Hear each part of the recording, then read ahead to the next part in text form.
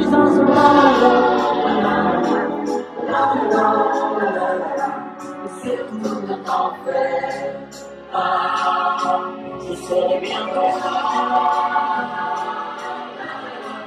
4.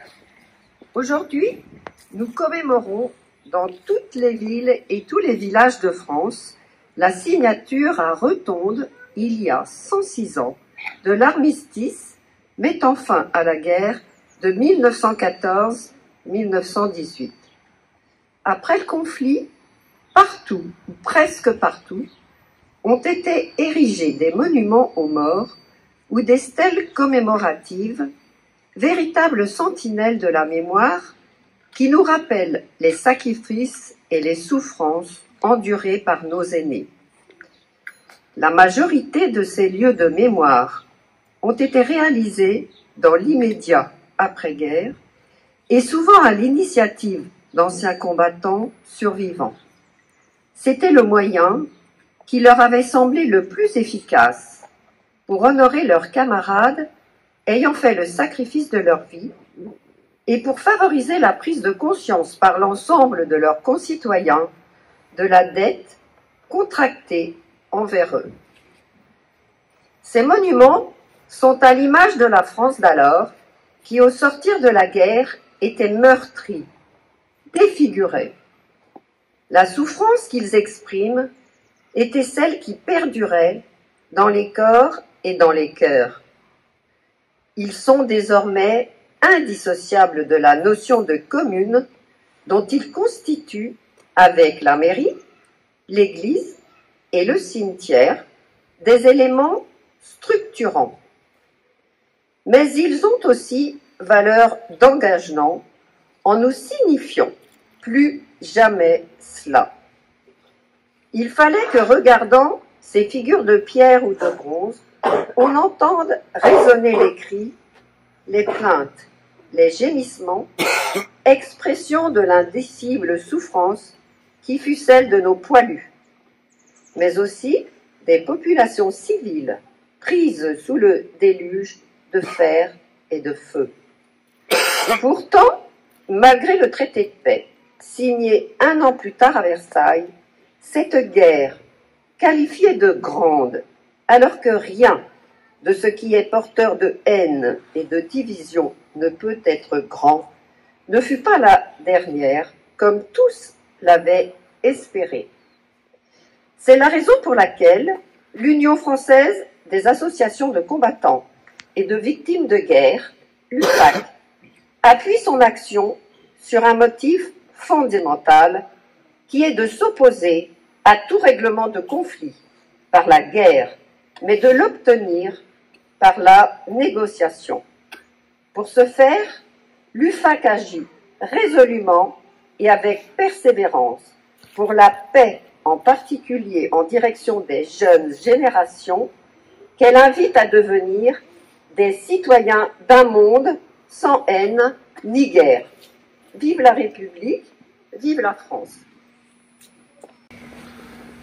Message de Monsieur Sébastien Lecornu, ministre des Armées et des Anciens Combattants, et de Monsieur Jean-Louis Thierriot, ministre délégué auprès du ministre des Armées et des Anciens Combattants. 106e anniversaire de l'armistice du 11 novembre 1918.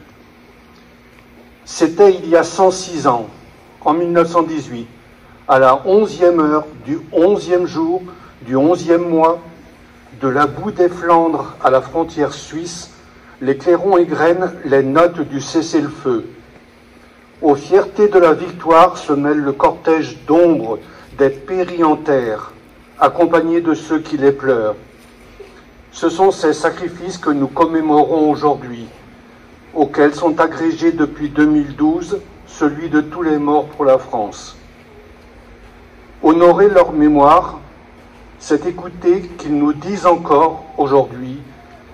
Ils nous laissent un devoir de gratitude, de lucidité et d'espérance.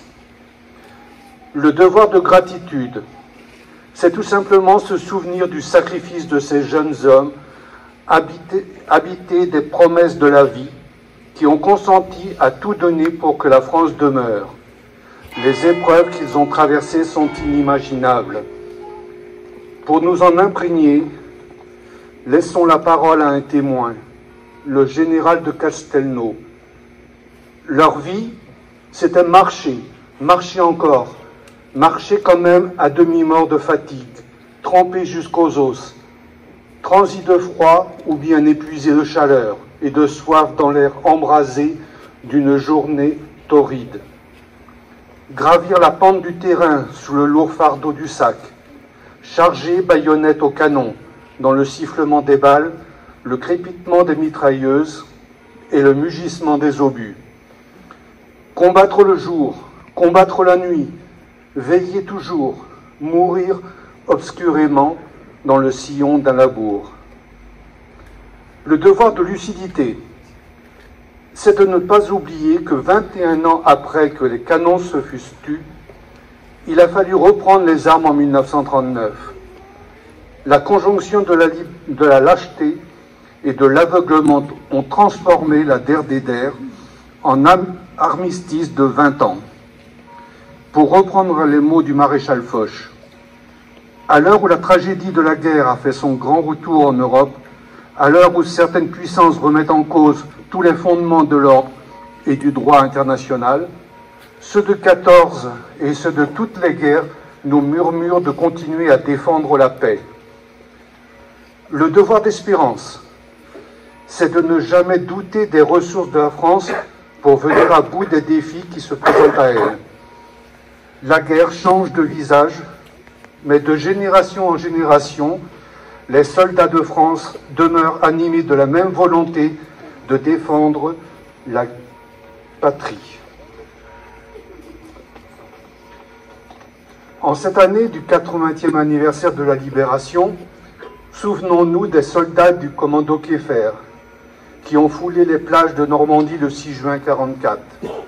Souvenons-nous des soldats de la première armée de l'Âtre qui ont débarqué en Provence. De ceux de la 2e division blindée du général Leclerc qui, depuis le désert à Koufra, sont remontés jusqu'à Strasbourg pour la libérer et accomplir leur serment. Souvenons-nous des héros de la résistance intérieure, mais aussi du calvaire des incorporés de force d'Alsace-Moselle. Souvenons-nous du courage des parachutistes de Dien Bien Phu, de celui des soldats qui se battent en opération extérieure, et notamment ceux du Liban qui défendent la paix depuis 1978. Comment ne pas voir que ces combattants ressemblent comme des frères aux poilus de 1914 ? Au fil de notre histoire, les soldats morts pour la France, ceux tombés pour le service de la nation ou pour le service de la République, nous disent les pérennités françaises. Toujours nos armées sont là pour accomplir la mission. C'est pourquoi, réunis au pied du monument aux morts, élus, anciens combattants de toute la génération du feu, enfants des écoles, nous ne sommes pas seulement la garde des morts, nous sommes d'abord les sentinelles des vivants.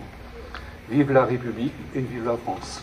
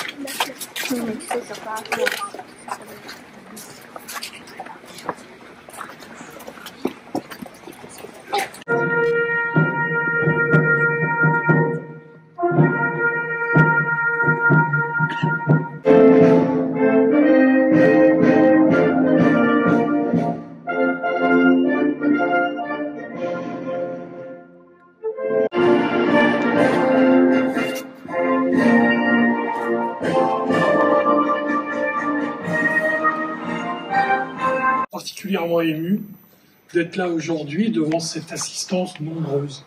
Je crois que j'ai jamais vu tant de monde à une cérémonie patriotique en ce lieu. En tout cas, sincèrement, bravo. Je dirais, j'ai un remerciement appuyé pour toute la jeunesse que je vois.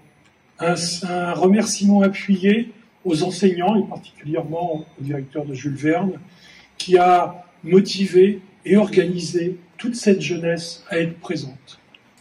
Je dois dire, dans un échange récent, quelqu'un m'a dit, le 11 novembre, je ne suis pas sûr que beaucoup de monde se souvienne de ce qu'est le 11 novembre, particulièrement les nouvelles générations. Et bien, je crois que ce que je vois aujourd'hui dément cette affirmation.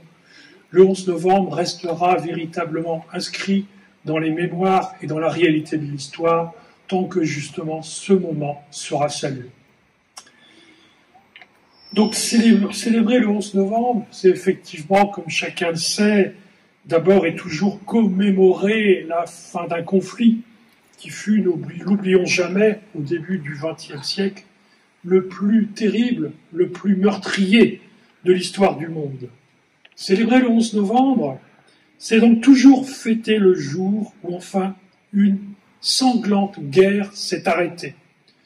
Le jour où on a pu espérer que cette guerre mondiale serait aussi la dernière, car on ne savait pas alors qu'elle ne faisait que s'interrompre et que l'horreur recommencerait 2 décennies plus tard. Le 11 novembre 1918, un jour certes de joie, ne l'oublions pas non plus, une joie altérée par les millions de victimes, décédées, blessées, infirmes, dont les familles resteraient marquées à jamais. Rappelons toujours enfin que si le 11 novembre 1918 avait été un jour de victoire pour la France et ses alliés, le conflit qui se terminait avait été une défaite pour toute l'Europe. C'est en effet un premier coup terrible qui lui avait été porté en prélude d'un second qui, 20 ans plus tard, devait sonner la fin de sa primauté dans le monde. Depuis maintenant plusieurs années, la guerre de 14-18 est complètement entrée dans l'histoire quand tous les anciens combattants de cette guerre, ainsi que leurs proches et les témoins de l'époque, ont disparu. Et cela confère à notre génération davantage encore de responsabilités. C'est à nous en effet qu'il appartient maintenant d'entretenir le souvenir de toutes les victimes et de leurs familles. Et nous savons bien qu'il ne suffit pas pour cela de lire des longues listes qui sont gravées dans la pierre de nos monuments aux morts. Il nous faut donc en permanence aller plus loin, associer le souvenir des victimes et la connaissance des causes, des circonstances, des conséquences de cette guerre. C'est ce qu'on appelle un devoir de mémoire vital pour notre avenir. Il est en effet toujours nécessaire, en particulier en ce 11 novembre, d'expliquer le mécanisme qui a mené à des conflits nationalistes locaux, à devenir un conflit mondial pour comprendre notre temps présent. Comme beaucoup d'entre nous, je fais partie de ces générations qui ont eu la chance d'arriver à l'âge qui est le mien sans connaître personnellement de guerre. Cela m'a donné des responsabilités particulières, humaines, morales, à l'égard des générations qui, les unes après les autres, ont vu leur rang décimé sur les champs de bataille. Cela nous donne aussi collectivement des responsabilités à l'égard de ceux de nos concitoyens qui, aujourd'hui encore, risquent leur vie et pour certains, la perdent sous l'uniforme de nos armées et au nom de la France. Combattants de la paix, combattants de notre sécurité intérieure et de nos sécurités extérieures, ils se battent et parfois meurent pour notre sécurité, prenant ainsi leur place dans la douloureuse continuité des victimes dont nous célébrons aujourd'hui la victoire. Dans un monde où de nouveaux dangers nous menacent sur le plan militaire, face à tous les terrorismes et aussi sur les plans économiques, financiers, technologiques, environnementaux, il nous faut être vigilants et déterminés dans la défense de nos valeurs et de nos libertés. Ce jour du 11 novembre n'est pas un jour de congé. C'est un jour de recueillement qui est la marque du passé et le choix de l'avenir.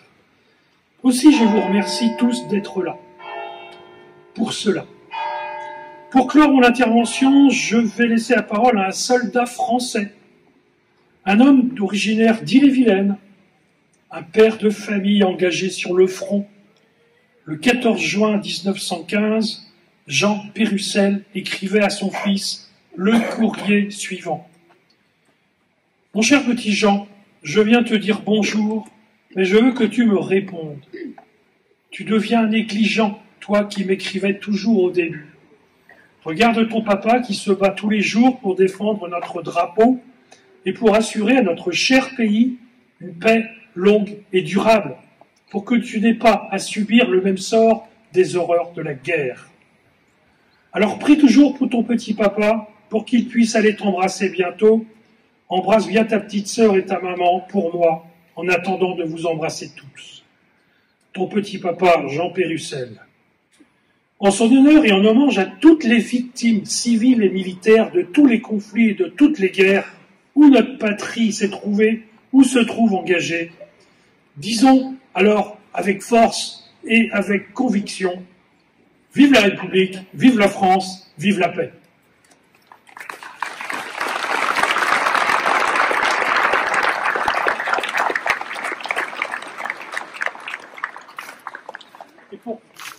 Et pour clore, je dirais, cette cérémonie, je vous invite tous à la salle des fêtes pour le pot républicain et les échanges qu'on peut avoir. Merci à vous encore pour votre présence qui fait chaud.